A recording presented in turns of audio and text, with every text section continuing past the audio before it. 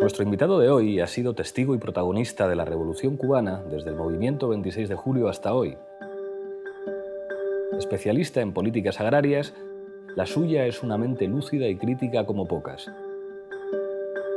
En otra vuelta de tuerca, Juan Valdés.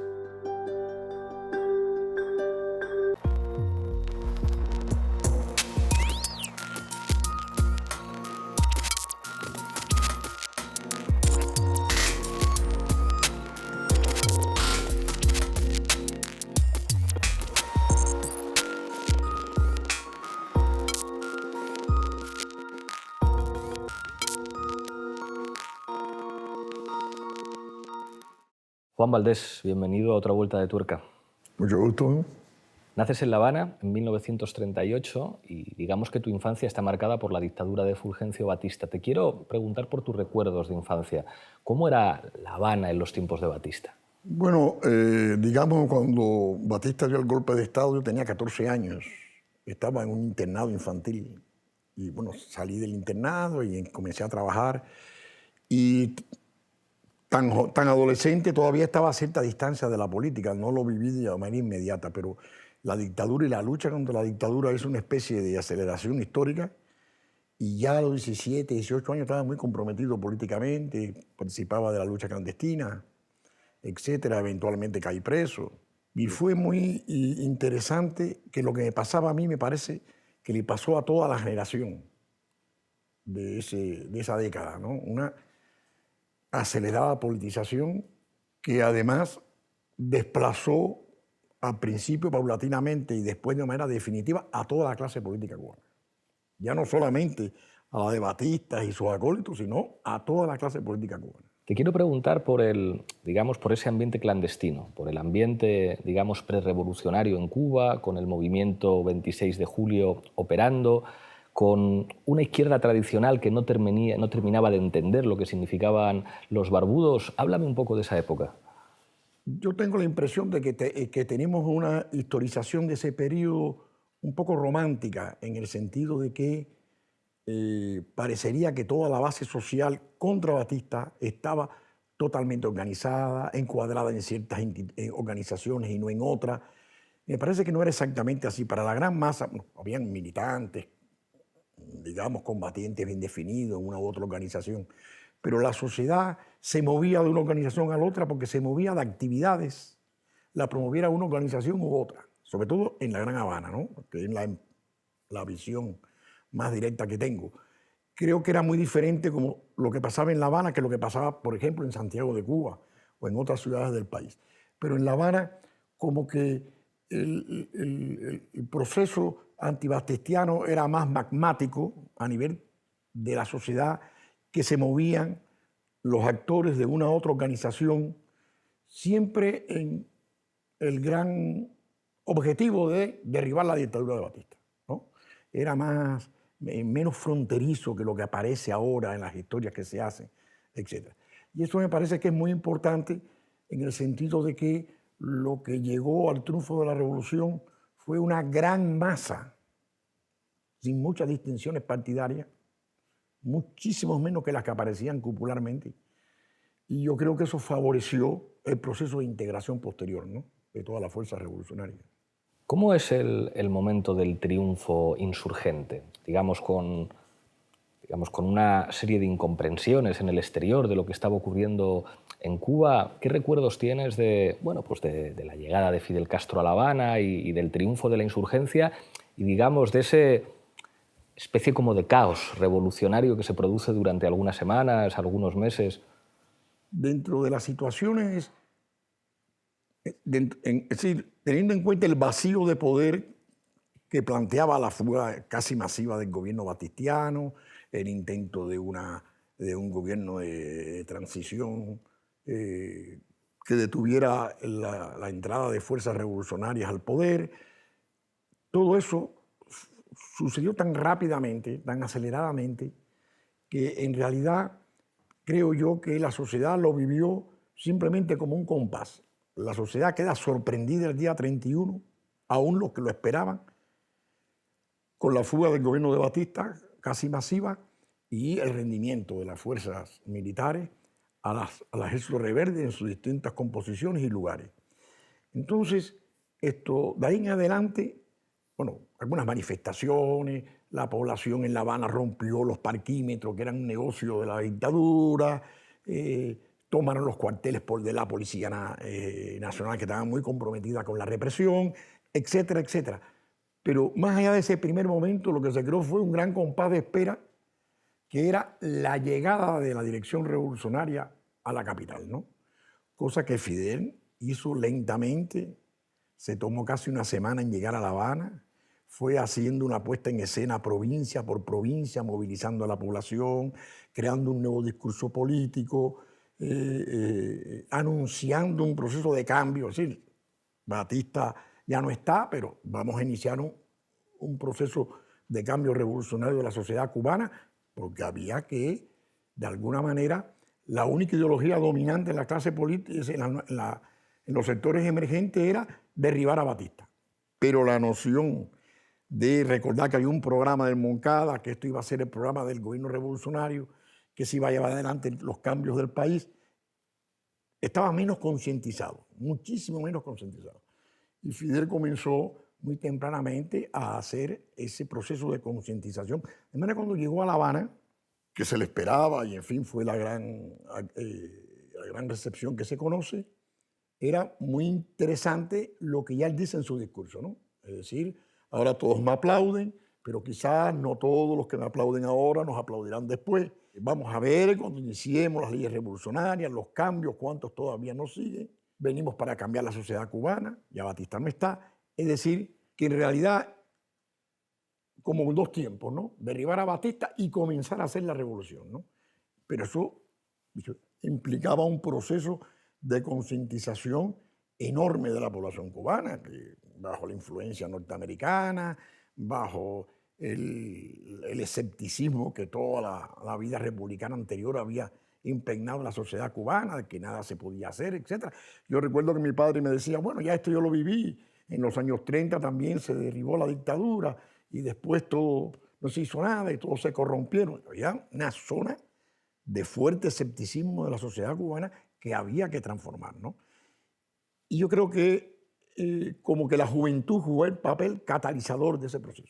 Te quiero preguntar por eso, porque entre 1960 y 1963 abandona Cuba 500.000 de cubanos. Ahí están, digamos, las clases altas, pero también y sobre todo sectores de las clases medias que eran básicamente los profesionales de la administración, que dejan las administraciones públicas cubanas sin expertos y sin técnicos, y digamos que ese papel lo tienen que ocupar jóvenes. Ahí estás tú con 20 años empezando a trabajar en la caña de azúcar y empiezas a trabajar en lo que después te convertirás en un especialista, que es en política agraria. ¿Qué recuerdas, digamos, de ese momento en el que el país se queda sin buena parte de sus cuadros y tienen que ser jóvenes, compensando a veces la falta de preparación con el entusiasmo los que tengan que asumir el papel de cuadros de la revolución? En ese momento, quizás parte de la estrategia política de la dirección, quizás muy fuertemente en Fidel, era no revelar totalmente cuál era su programa, ¿no? Aún hoy muchos colegas dicen, bueno, yo no sabía exactamente qué pensaba la dirección, hasta dónde pensaba llegar, etc. Fidel ha explicado esta su táctica sobre la base de que la revolución no podía adelantarse excesivamente al grado de conciencia política que se hubiera logrado instaurar en la sociedad cubana. Y yo creo que ese proceso de concientización, además del papel personal que él jugó, sus discursos de 6 horas diarias, todos los días, de madrugada, una especie de gran escuela política nacional, la política norteamericana de agresión y el espíritu nacionalista, es decir, el empalme de la cuestión nacional con el cambio social, le permitió a la dirección revolucionaria también acelerar los cambios, porque la conciencia social se aceleró probablemente para sorpresa de ellos mismos, ¿no? A un ritmo increíble. Porque probablemente muchas de las medidas de cambios estructurales, el único gran compromiso de inicio era la reforma agraria, pero las nacionalizaciones del resto de los sectores de la economía no estaban en el programa inicial, etc. Pero en la medida en que se pasó rápidamente a responder a la política norteamericana con expropiaciones de bienes norteamericanos y después de la burguesía nacional, etc. Todo esto está ocurriendo en un intervalo, digamos, de 2 años, es decir, apenas 24 meses. Se va a producir ahí una aceleración del proceso. En esta fuga a que tú te referías hay como 2 tiempos. Primero, emigra masivamente la burguesía nacional, ¿no? Primero emigra la clase política y después empieza a emigrar la burguesía nacional, todos pensando que regresaban en barcos escoltados por Estados Unidos. Es decir, es una burguesía. Tú ves las mansiones de La Habana y tú dices, no es posible que no se hayan atrincherado para defender su gran mansión. Es decir, esa inanidad de la burguesía cubana es la prueba definitiva de su entrega, su subordinación al papel de Estados Unidos en los destinos del país. Es decir, nosotros nos vamos a Miami y los norteamericanos nos traen, porque los norteamericanos no van a permitir por mucho tiempo una revolución en Cuba. Y mucho menos una revolución que va tomando un corte socializante, etc. Entonces, ahí se va masivamente la burguesía. Y en un segundo momento, un poquito más tarde, esto ocurre en los 3 primeros años, pero un poquito más tarde se comienzan a ir masivamente las capas medias, sobre todo los profesionales. Está la famosa cifra de que se pierde la mitad de los médicos y se pierde una gran parte del resto de los profesionales. Pero, por ejemplo, yo recuerdo que cuando yo intervine en un central azucarero, que tú mencionabas, que me tocó administrar con un aprendizaje de horror, yo llevaba una propuesta de trabajo para el administrador que sustituía, que era el administrador de la burguesía. Es decir, se hizo una política de captación. Digamos que la mitad de esas propuestas fueron aceptadas y la mitad no. Y aún los que la aceptaron se fueron 2, 3, 4 años después. Pero le dio al proceso un intervalo para retener un tiempo más la fuerza técnica, sobre todo los técnicos, ¿no? Y yo recuerdo que yo administré mi central el primer tiempo con los técnicos que existían en el periodo anterior, ¿no? Yo creo que a todos nos pasó un poco así. Y eso permitió formar nuestros primeros técnicos un poco más, que nuestros administradores aprendieran su tarea, porque la estrategia de los Estados Unidos, había una voluntad de exilarse, pero los Estados Unidos favorecieron ese exilio. Yo creo que utilizaron entonces una estrategia que nunca más han repetido, que era llevarse a la burguesía, llevarse el management de Cuba, el país se paralizaría y esto sería un golpe mortal para la revolución, un golpe económico mortal para la revolución. Claro. Se llevaron el management, la revolución creó sus propios management a tropezones y sobrevivió a ese impacto. Los Estados Unidos nunca más repitieron ese modelo. No se llevaron a nadie de Chile, no se llevaron a nadie de Venezuela, no se llevaron a nadie de Nicaragua, no se han llevado a más nadie, ¿no? Han propiciado esa emigración. Y yo creo que fue muy hábil de parte de la dirección revolucionaria sobreponerse a la posible imagen de que se me van todos, se me paraliza el país. No, que se vayan. Como resultado de eso, nunca más tuvimos, la revolución o la contrarrevolución tuvo una base social interna en el país.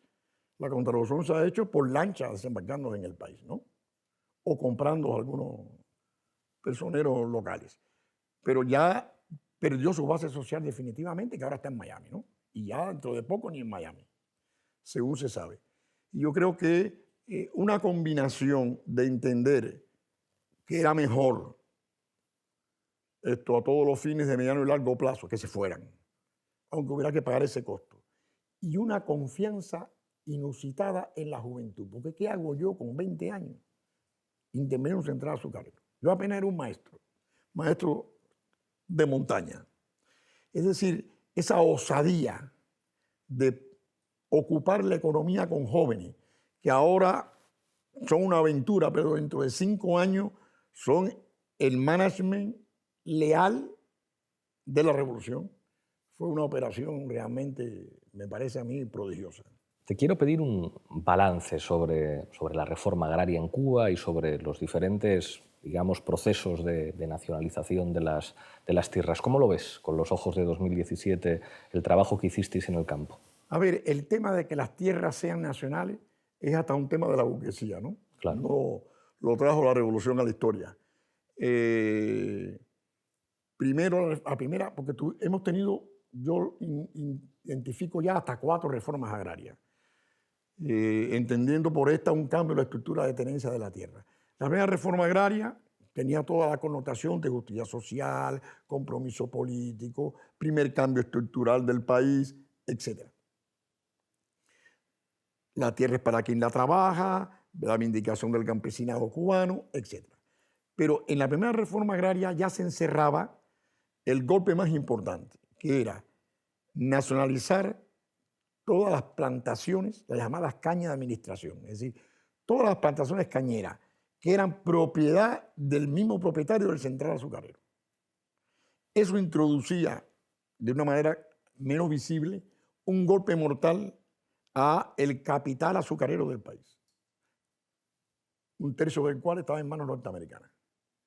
Es decir, que la nacionalización de la tierra y de las plantaciones cañeras en particular ya producía un cambio estructural definitivo y le daba un golpe muy, muy severo a la dependencia económica de Cuba respecto de Estados Unidos. Eso, digamos que la primera. Pero a diferencia de lo que se cree, la primera ley de reforma agraria nada más que nacionalizó el 40% de las tierras.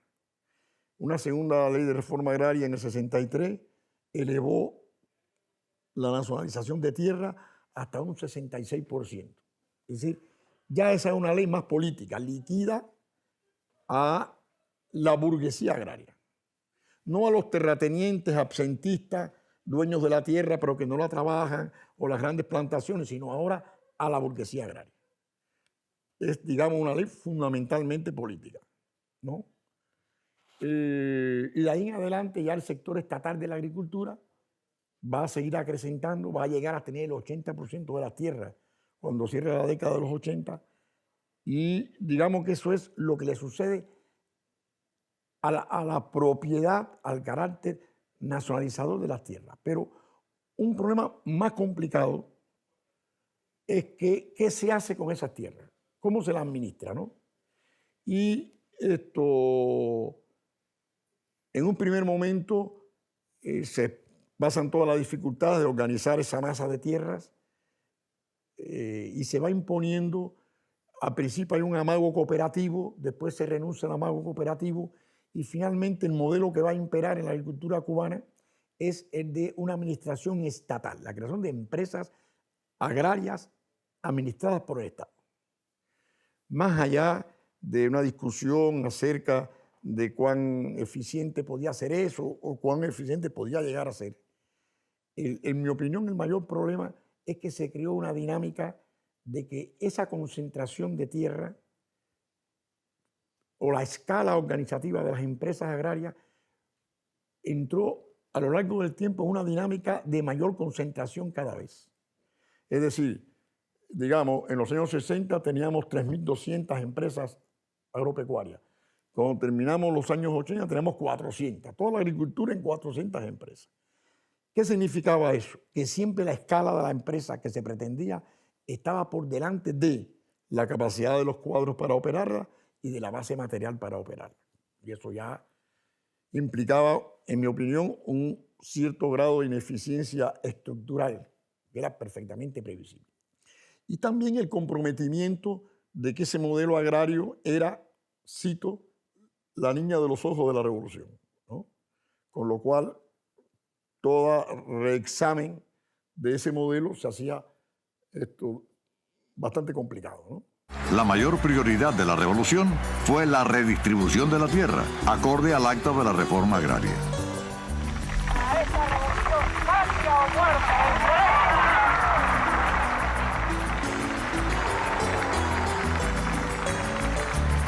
Bajo Batista, los extranjeros poseían más del 70% de las tierras laborables. La mayoría de la industria azucarera estaba en manos de los Estados Unidos. Al principio, las expropiaciones de tierra fueron bastante modestas. No obstante, las tierras de la familia de Fidel fueron también expropiadas. Que nuestra reforma agraria afectó intereses de grandes compañías norteamericanas.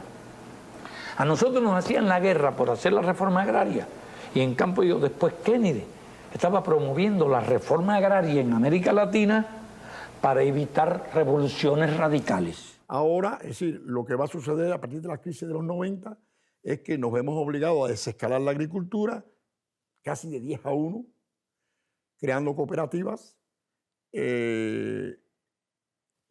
cooperativas que tienen su propia complejidad porque no parten de campesinos, sino de obreros asalariados, y ya a partir de los años 2008, francamente, un periodo de recampesinización, que es en lo que estamos.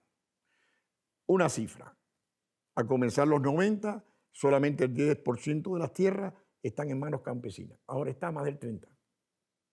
Es decir, estamos en un proceso de recampesinización todavía en curso, ¿no? Rescatando población rural que se fue a la ciudad, dándole posibilidad a gente de la ciudad de hacerse productores agrarios, todo eso con distintas suertes y niveles de eficiencia, pero se calcula que se han creado unos 160.000 nuevos campesinos y que casi 500.000 de pobladores han regresado de la ciudad al campo, ¿no? Es una operación, me parece a mí, que exitosa, aunque todavía no tiene efectos económicos, los efectos económicos esperados por distintas circunstancias operativas del proceso de cambio. Pero me parece que esa es una gran evolución, el hecho de que en estos momentos el sector estatal, el sector económico más estatalizado de la economía cubana es ahora el sector más socializado y autogestionado de la economía cubana. Te quiero preguntar por las experiencias de exportación de la política agraria cubana y en particular por las misiones. Tú participaste en algunas, hubo misiones cubanas en Angola, en Mozambique, en Nicaragua, tratando de inspirar pues, un tipo de política agraria diferente en estos países. ¿Cómo valoras esas experiencias? Es muy complicado porque el tema agrario es casi único por país, ¿no? Te voy a hacer dos anécdotas personales que pueden ayudar a entender esto. Cuando fuimos a asesorar la agricultura angolana, pues nos encontramos con un tipo de agricultura familiar cuasi primitiva en Angola, del cual no teníamos nada que asesorar, porque nosotros entendíamos que esa agricultura tenía que ser asociada, convertida en cooperativa, darle escala, base tecnológica. Es decir, que era virtualmente remontar una historia agraria que África no había recorrido en una gran parte de su agricultura. Pero, sin embargo, de pronto ibas a visitar una fazenda cafetalera, que era una especie de enclave en medio de las montañas angolanas. Te encontraba una hacienda relativamente moderna, de gran escala, que utilizaba fuerza de trabajo nómada. Nadie vivía allí, venían durante una temporada del año a la cosecha y se retiraban. Existían barracones como en el siglo XIX cubano para los trabajadores agrarios, recibir a los trabajadores. Una única planta para hacer harina de mandioca en medio de la fazenda. La fazenda tenía un aeropuerto, de manera que el dueño entraba y salía en una avioneta. Y tampoco teníamos nosotros, porque nuestro modelo de gran escala, que sería el caso, era otra cosa. Esto era una cosa que estaba en el siglo XIX. Solo era moderna la avioneta respecto del dueño de la fazenda. De manera que nuestra asesoría se hacía muy complicada y al final creo yo que lo más efectivo fue que trajimos angolanos a Cuba y los calificamos. Le dimos calificación, le dimos formación técnica y que ellos hicieran su propio proceso de cambio, ¿no? Y dirigieran sus propias circunstancias. Esa es una experiencia. Otra es una discusión que se hace en el año 75, cuando se va a hacer el primer congreso del Partido Cubano, que se hace una tesis agraria. La tesis agraria se proponía una vía cooperativa, se abrió una vía cooperativa para el campesinado en particular. El sector estatal y una vía cooperativa para el campesinado que se había mantenido como productores familiares. Incluso la política del gobierno había sido rehuir una fórmula cooperativa para los campesinos. Ahora, 15 años después, se proponía para el primer congreso una fórmula cooperativa. Pero nosotros estábamos todos imbuidos del espíritu estatalista. Nos parecía que los campesinos, como se venía, la política no declarada era que se extinguieran, que no se le diera una solución de continuidad.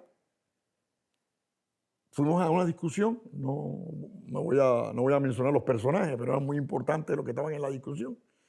Y cuando nosotros argumentamos de que para qué esa fórmula cooperativa, que no era necesaria, en fin, todo lo que creíamos que era la política en curso, alguien nos dijo, es que nosotros necesitamos tener una experiencia cooperativa que transmitirle a América Latina. Porque en América Latina nos vamos a encontrar, sí, algunos grandes consorcios agrarios, pero fundamentalmente el campesinado. Y no tenemos una propuesta para el campesinado, no tenemos una fórmula cooperativa ni una experiencia cooperativa. Es decir, que casi se asumía que si pasábamos a asesorar la agricultura latinoamericana en algún grado, nos íbamos a encontrar con una situación campesina para la cual no tenemos una experiencia propia. Entonces, un poco eso te responde como que yo tengo la impresión de que siempre que hemos ido a asesorar, no es mucho lo que hemos podido hacer para los cambios estructurales, más allá de formar cuadros y en la misma Venezuela, donde hemos trasladado el modelo de gran empresa agraria, creo que no hemos tenido mucho éxito todavía. Hay otra dimensión de tu biografía, que es tu interés por la filosofía, por la sociología y por la ciencia política, y de alguna forma te vinculas a un grupo de investigadores muy heterodoxos. Digamos que tomáis cierta distancia del marxismo-leninismo oficial y estáis más vinculados al poscolonialismo o a lo que significa la propia experiencia nacionalista cubana. Háblame de esto. Bueno, debí haberte dicho que esta llegada mía, es decir, yo soy maestro, yo era maestro antes del triunfo de la revolución, pero la revolución hace un llamado y yo me voy de maestro a las montañas. No era el destino personal que había pensado, pero digamos, era la convocatoria de la revolución. Cuando de pronto me veo convertido en administrador de un central, lo he pensado mucho menos. Yo soy un habanero de los que nunca había visto un central azucarero en su vida. No tenía la idea siquiera de que era un central. De manera que todo eso eran grandes acontecimientos en mi vida, pero ninguno había sido pensado y agregaría ni querido. Pero estábamos imbuidos de que teníamos que dar el paso que la revolución nos solicitaba porque era la tarea necesaria. Y así fue, por lo menos así fue una gran parte de mi vida. ¿Y cuál era mi vocación? Siempre me había pensado como filósofo, una cosa casi ridícula en estos tiempos en que nadie va a terminar siendo filósofo, aunque muchos pretenden filosofar. Y bueno, pues andaba por los surcos de los campos cubanos y iba leyendo a Kant como una especie de compensación. Entonces esto hizo que en algún momento en que me pude escapar de las tareas de la producción, que es como se le suele llamar en Cuba, estar en la producción, en la economía, pues me vi compensado cuando me pasé unos 3 años de profesor de filosofía en la Universidad de La Habana, formando parte de un grupo que era entonces un representante de esa heterodoxia que te refería, el viejo y nunca bien recordado Departamento de Filosofía de la Universidad de La Habana, que había sido un departamento creado para enseñar también marxismo-leninismo, pero que hace ese grupo humano una evolución muy particular y muy heterodoxa, porque la dirección del país también hacía esa evolución. Entonces, en los años 60, que no están insuficientemente estudiados, van a coexistir todas las tendencias. Hay un aparato oficial del partido, las escuelas de instrucción revolucionaria, que son marxistas-leninistas con manuales soviéticos, la economía se da por Nikitin, el marxismo-leninismo por Kuchinin y otros, la economía política por la Academia de Ciencias de la URSS. Todo ese aparato existe y está formando miles y miles de cuadros. Pero en la Universidad de La Habana se crea este otro nicho que la dirección cubana apoya. Esto es muy importante, porque este grupo tiene un encuentro con el liderazgo cubano lo apoya y se crea una especie de proyecto cultural, que es el Departamento de Filosofía de la Universidad de La Habana, la revista Pensamiento Crítico, que los miembros de este departamento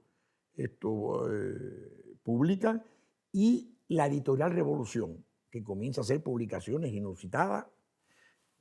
Marcuse, Mandel, Gramsci, en fin. Es importante subrayar esto porque este proyecto va a ser defenestrado. Sí, en el 71. Al comienzo, ¿no? 71 es totalmente defenestrado. Queda por escrutar, puesto que tuvo su auge, su edad dorada, tuvo que ver con el apoyo de la dirección política, y su defenestración, hay que decirlo también. Pero dejó una impronta heterodoxa en la sociedad cubana que después de un largo periodo que algunos llaman el quinquenio gris, otros el decenio gris, y probablemente las próximas 2 décadas grises, curiosamente ha sido el hilo histórico que retomaron las generaciones de los 90. Sí, para la generación de los 90 fue muy importante descubrir que la heterodoxia no estaba solamente en París o en Nueva York, sino que la revolución cubana misma tenía su heterodoxia, había tenido su heterodoxia, y le permitió retomar en términos cubanos esa continuidad. Eso ha sido muy importante. Te quiero preguntar entonces por esos años 90. Después del fin de la Unión Soviética se presentan enormes dificultades económicas para un país como Cuba, muy dependiente económicamente del bloque del Este. Se inaugura lo que se conoce como el periodo especial, digamos, de muchísimas dificultades para la población. Yo estuve allí en el 95 y esto se veía. Digamos, ¿qué recuerdo tienes de ese periodo de dificultades en el que hay que ingeniárselas de alguna manera para afrontar una coyuntura geopolítica nueva enormemente hostil al gobierno de Cuba? Sí, yo creo que ese periodo no está suficientemente descrito, pero si tú fuiste un testigo presencial, sabrás que no está suficientemente contado, ¿no? Fue terrible para el país, ¿no? No sé si lo viste no solamente en La Habana, sino fuera de La Habana, fue terrífico el periodo, ¿no? Los números más fríos, perdimos casi el 40% del Producto Interno Bruto, el 50% del capital social, cayó la ingesta de la población, casi la tercera parte de las calorías, la mitad de las proteínas. Es decir, fue un desastre, casi los efectos de una guerra sin que se hubiera producido la guerra, ¿no? Estábamos en los niveles casi peores que Alemania de posguerra, para poder dramatizarlo. La gran pregunta es cómo llegamos al otro lado de la ribera, ¿no? De alguna manera todavía estamos en lo que podemos llamar el ciclo de recuperación de la crisis. Hay muchos impactos de los años 90 que todavía no han sido recuperados. Y en eso estamos. Algunos prefieren ya no hablar de que estamos en recuperación, de que estamos en otro nuevo ciclo de desarrollo, pero en realidad otros muchos quieren recordar de que se habían alcanzado niveles y logros que se perdieron y no se han recuperado. En el punto de vista político e ideológico, creo que no está suficientemente estudiada la hazaña de Fidel Castro. Yo creo que la hazaña de Fidel Castro, de la dirección revolucionaria, pero mucho más personalmente de Fidel Castro, en este periodo solamente es comparable con los años 59-61. Fue como si tuviera que volver a reconstruir el país, ¿no? Y apostó a lo que nadie hubiera apostado. Todos los amigos, el propio Fidel ha hecho alusión a eso, le daban palmadas en la espalda. Bueno, ustedes ya han hecho su parte, vamos a ver ahora cómo transitamos. Me recuerdo que Solchaga fue a darnos consejos a La Habana de cómo resolver la cuestión. Que en medio de aquel desastre, Fidel Castro dijera: socialismo, la opción de Cuba Jerusalén, si todo lo demás desaparece, nos quedaremos nosotros solos sobre la tierra. Significaba que él apreciaba, y al final la vida le dio la razón, que existían reservas subjetivas, materiales ninguna, subjetivas en la población, que la revolución había creado en la población. Reservas subjetivas, valores, compromisos, que iban a permitir cruzar el río, ¿no? Y apostó a eso. Volvió a hacer un trabajo personal titánico, de convencimiento, de discusión, de movilización, de persuasión, increíble, y como que no se explica el cruce del Rubicón de los 90 sin ese dispositivo político ideológico. No haya ninguna razón material para sobrevivir. Inclusive, vuelvo a insistir, estamos muy lejos de haber recuperado, digamos, totalmente los niveles del 89. Sobre todo el nivel de vida de la población. Aunque todo el mundo ha vivido una experiencia de recuperación, y eso es muy importante ahora, ¿no? Y existe la confianza de que vamos a concluir ese periodo de recuperación, por lo menos las grandes mayorías de la población. Aunque también hay cansancio, hay mayores niveles de escepticismo, más estrechamiento de la base social, etcétera, según pasa el tiempo y pasa el cambio generacional. Pues quizás aquí, visto una perspectiva de más largo plazo, todavía en los 90 están las 3 primeras generaciones de la revolución que vivieron mejor que sus padres, y la cuarta, que es la de los 90, va a vivir peor que sus padres. Pero las 2 siguientes, si contamos 6 hoy, aunque hay una 7ª información, van a vivir no igual que sus padres, ya no van a ascender como le pasó a la de los 90, sino peores que sus padres. Entonces, como que los desafíos en el tiempo se van haciendo mucho mayores, porque la subjetividad que nos permitió, en mi opinión, salir del atolladero de los 90 probablemente ya no sea la misma a esta altura, ¿no? Aunque todavía nos beneficiamos de que solo el 20% de la población tiene menos de 30 años. Todavía nos beneficiamos de una estructura poblacional vieja, pero también hay cansancio en las primeras generaciones ya, ¿no? Te quiero preguntar, digamos, por un cierto balance, o sea, cuando poco a poco la generación de la Revolución Cubana va desapareciendo, Fidel Castro muere, Raúl ha dicho que en febrero de 2018 él se retira. Digamos que son una minoría los cubanos que vivisteis la revolución. Te pediría un cierto balance y perspectivas, digamos, en un contexto en el que en los últimos 15 años han ocurrido muchas cosas en América Latina, una década ganada, pero al mismo tiempo un retroceso, quizá con la excepción de Ecuador y Bolivia todavía, en gobiernos que han prestado mucho apoyo a Cuba, y sin embargo de alguna manera eso se ha dado la vuelta en algunos países. La llegada de Trump a la presidencia de los Estados Unidos en un contexto de recuperación de las relaciones diplomáticas entre Cuba y Estados Unidos, te pediría, sé que esto es complejo, digamos, un cierto balance y perspectivas de futuro en una coyuntura que todavía levanta muchísima curiosidad y mucho entusiasmo y sentimientos encontrados respecto a cuál puede ser el futuro de Cuba. Quizás lo primero que yo querría subrayar es que la sociedad cubana de los años 80 ya no existe. Es decir, bajo el impacto de la crisis de los 90, bajo el impacto de las estrategias para salir de la crisis, más todas las políticas de reforma en curso, la sociedad cubana tiende a ser otra totalmente diferente de la histórica, digamos, del socialismo clásico cubano, para decirlo de alguna manera, lo cual plantea muchísimos desafíos, ¿no? Ese es un primer dato, pero lo voy a ejemplificar en uno que es suficiente, que es, éramos una sociedad cuya economía estaba basada en una producción agroindustrial, y somos una sociedad hoy de servicios. De manera que ya eso da cuenta de todos los cambios estructurales, etcétera, que se han producido.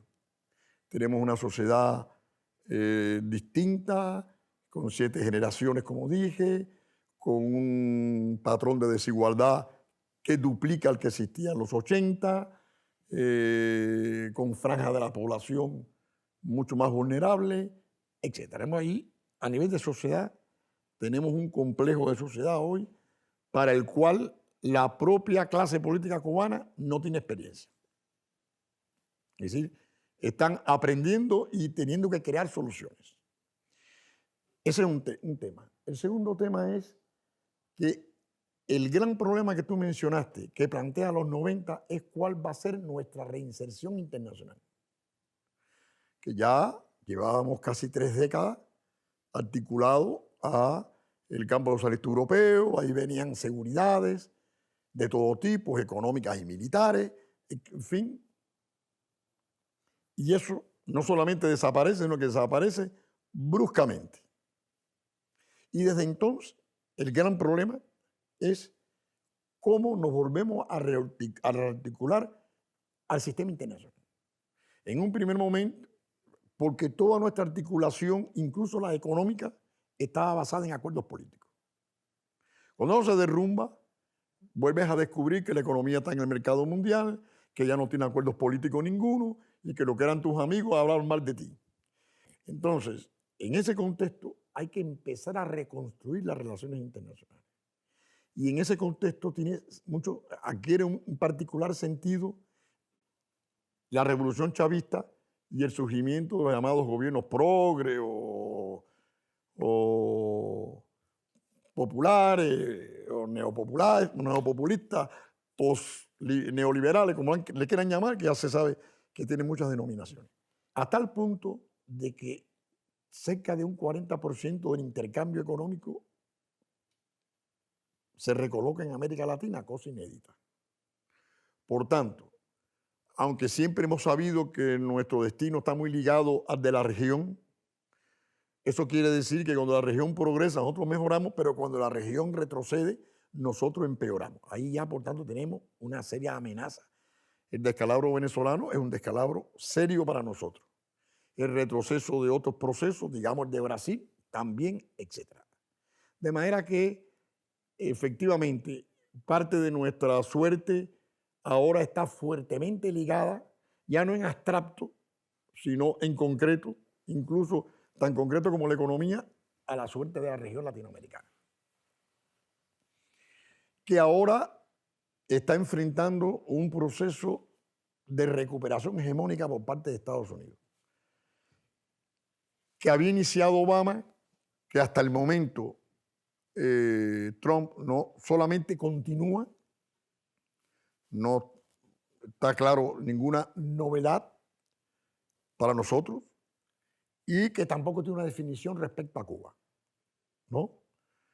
La estrategia que nosotros identificamos sigue siendo la obamista, neutralizar a Cuba, sacarlo de la agenda de reivindicaciones latinoamericanas y dejar que nosotros hagamos una evolución particular, creyendo que vamos a minimizar nuestro compromiso con la región, irle a todos los procesos latinoamericanos a revertirlo en una coyuntura económica desfavorable para la región y sobre todo liquidar a Venezuela. Venezuela es el mingo de ese billar. Si Venezuela cae, quedan golpeados todos los procesos avanzados de la región y nosotros.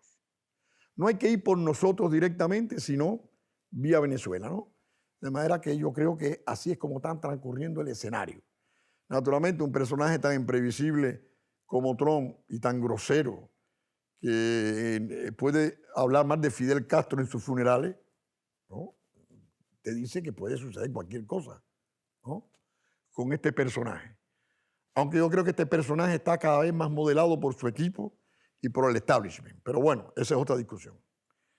Hasta ahora, en La Habana no se sabe. La posición oficial de la administración Trump es: estamos estudiando todos los acuerdos suscritos con Obama por La Habana. Estamos estudiando. No se ha producido una nueva definición a pesar de las presiones de la Florida, ¿no? De los sectores duros cubano-americano de la Florida, con el cual incluso él hizo un compromiso electoral. Bueno, así como transcurre el escenario, pero nos podemos esperar lo peor, porque lo peor no es lo que diga, en estos momentos para nosotros no es lo que nos diga, ni siquiera que se incrementara la hostilidad o se revirtieran las relaciones que Obama avanzó con La Habana, sino que se defenestrara al chavismo en Venezuela. De manera que yo creo que ese es nuestro principal problema de momento. Y otra cosa importante es que estamos en un periodo de reforma. Creo que es muy importante que la dirección histórica, antes de desaparecer, haya legitimado un proceso de reforma. Hay mucha discusión en Cuba sobre la reforma. Los que están de acuerdo, los que están en desacuerdo, los que le piden más, críticas por la izquierda, críticas por la derecha, todo eso. Pero lo sustancial para mí es que se ha abierto un proceso de reforma y que todos podrán reivindicar en el futuro la necesidad de hacer reformas, más reformas. Yo creo que eso ha legitimado la dirección histórica, inclusive Fidel, ¿no? Es, en mi opinión, el balance más importante de estos años. Hay que decir que esas reformas no han tenido todavía los efectos, sobre todo económicos, esperados. Pero también están produciendo una sociedad distinta, cosa que es necesario retener. ¿Cuál me parece a mí que es el desafío más importante de todo? Tú mencionaste el deceso de Fidel y seguramente estaba implícito en lo que decía el deceso de todos. Es decir, la dirección histórica desaparece inevitablemente en los próximos años. Yo mismo dejo de hacer entrevistas en un par de años más, quizás. La idea es que plantea el desafío político de la sucesión histórica, la sucesión política a la dirección histórica, ¿no? Hay mucha discusión en Cuba sobre este tópico y no hay ninguna definición política sobre este tópico.